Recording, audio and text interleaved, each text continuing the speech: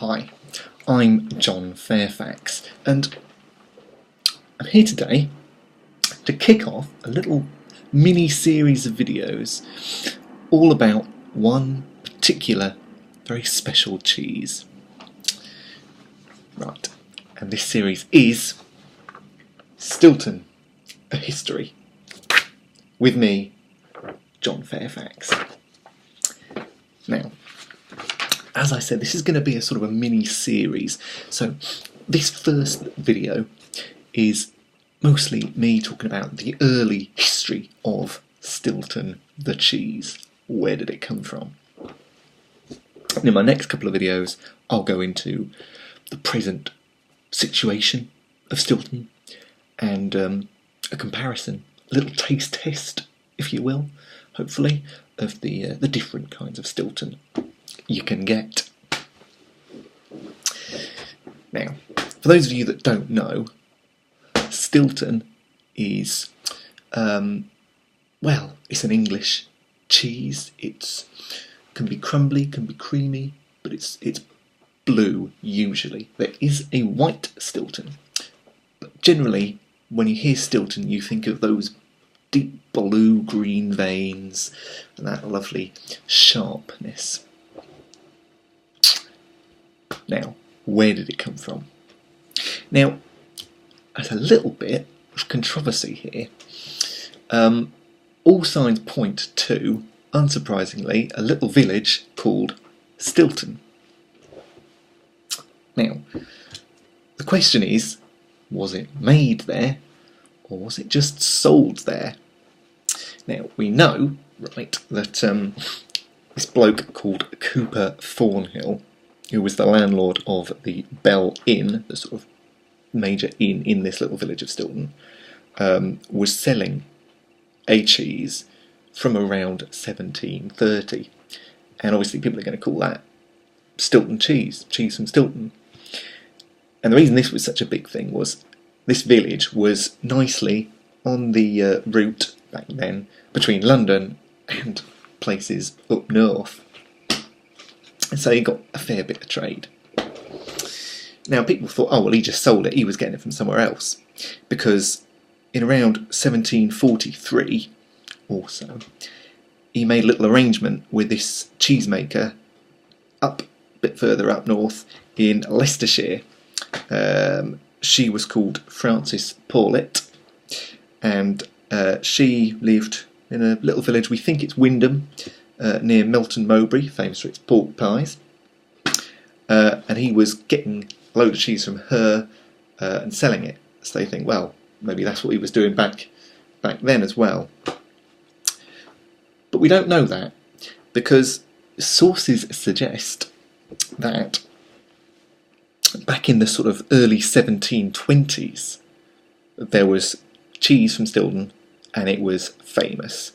I mean, we've got the earliest written record of a reference made to Stilton cheese in 1722.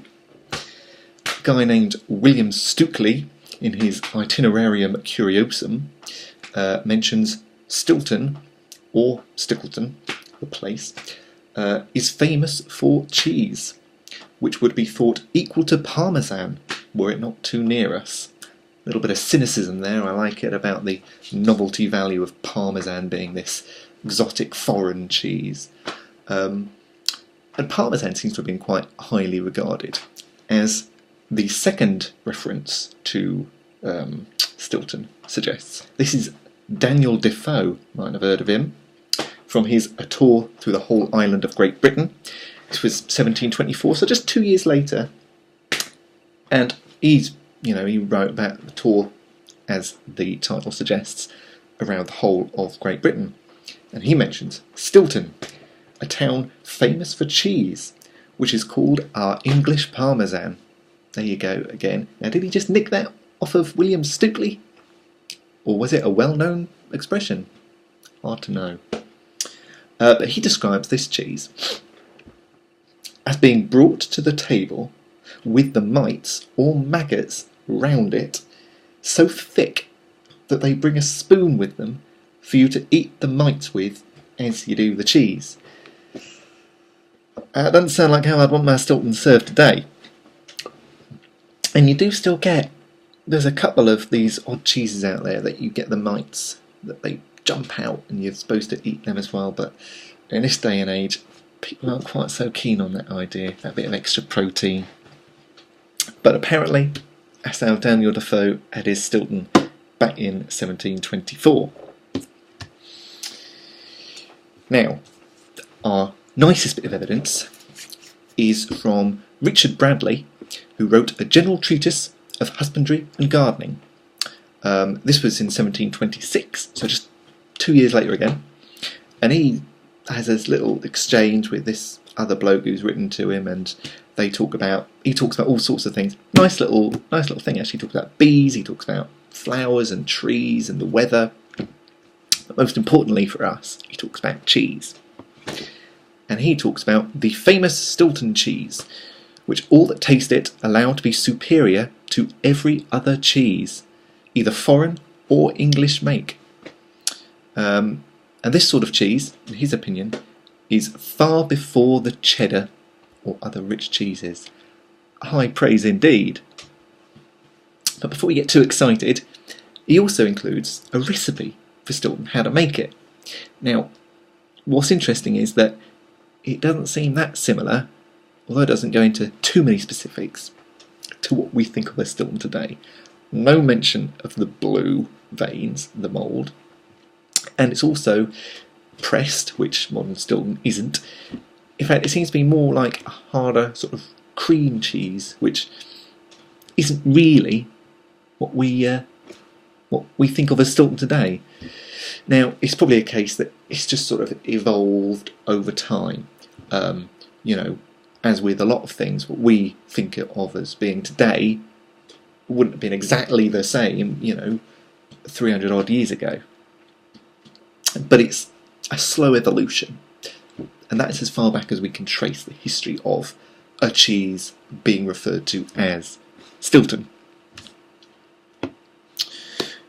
Now, that is what we have as the sort of earliest conception of Stilton. But history continues, for in 1936 a group of cheesemakers thought, now hang on, Stilton, pretty famous, we need to make sure people don't abuse the name of Stilton for their substandard produce. So they formed the Stilton Cheesemakers Association, or the SCMA, to protect the quality and the origin of Stilton. A noble cause, I think we'll all agree. Now they managed to achieve some stuff, because in 1969 Stilton was granted a certification trademark. Right, a trademark on a cheese, and that's the only British cheese to have that, so that's quite a big deal. And it gets better. In 1996 they went to the European Commission and achieved protected designation of origin. Now what this means is it sets basically, European guidelines about what you can get away with calling a Stilton cheese. So you can't have a cheap knockoff basically being sold. And there's an interesting little quirk that I'll leave you with here as a little tantalising glimpse into our second episode. This designation of origin means that Stilton can only be produced in 3 counties, and they are Leicestershire, Derbyshire and Nottinghamshire. Now, the geographically minded amongst you might see the little quirk here, but I'll go into that in the next video, which hopefully will be with you soon. So thank you for watching, and until I see you again, I hope you have some nice cheese. Get a little bit of Stilton ready for the next one, eh?